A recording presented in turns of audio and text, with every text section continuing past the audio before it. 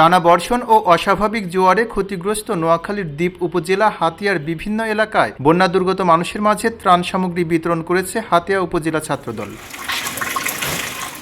শনিবার থেকে হাতিয়া উপজেলার বন্যা কবলিত বিভিন্ন এলাকায় এই ত্রাণ বিতরণ কর্মসূচি পরিচালনা করা হয়। এ সময় ছাত্রদলের নেতাকর্মীরা দুর্গত পরিবারের হাতে শুকনা খাবার, চাল, ডাল, বিশুদ্ধ পানি ও অন্যান্য প্রয়োজনীয় খাদ্য সামগ্রী তুলে দেন। পাশাপাশি তারা ক্ষতিগ্রস্ত পরিবারের খোঁজখবর নেন এবং দুর্যোগকালীন সময়ে সব ধরনের সহযোগিতা অব্যাহত রাখার আশ্বাস দেন। আমাদের সার্বিক সহযোগিতা করছেন মাহবুবুর রহমান শামীম ভাই। ওনার নির্দেশেই একদম শুরু থেকেই কিন্তু আমরা বিভিন্ন অঞ্চলভিত্তিক আমরা খোঁজখবর নিচ্ছি।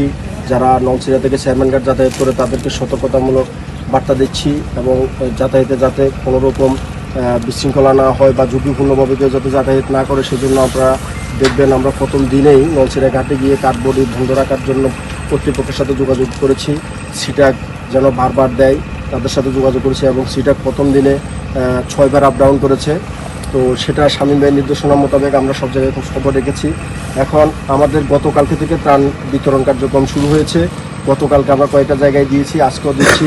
আমাদের কার্যক্রম আগামীকালকেও চলবে। আমাদের কার্যক্রম চলমানে থাকবে যে কদিন এই বই আবহাওয়া থাকবে, যতদিন পর্যন্ত আবহাওয়া স্বাভাবিক হবে না ততদিন পর্যন্ত আমাদের কার্যক্রম চলমান থাকবে। ত্রাণ বিতরণ কর্মসূচিতে উপস্থিত ছিলেন হাতিয়া উপজেলা ছাত্রদলের বিভিন্ন পর্যায়ের নেতাকর্মীরা। ত্রাণ পেয়ে স্থানীয় বাসিন্দারা ছাত্রদলের এ উদ্যোগের প্রশংসা করেন এবং দুর্যোগের সময়ে তাদের পাশে দাঁড়ানোর জন্য কৃতজ্ঞতা প্রকাশ করেন। খবরের কাগজ, নিখাত, নির্ভীক, নিরপেক্ষ।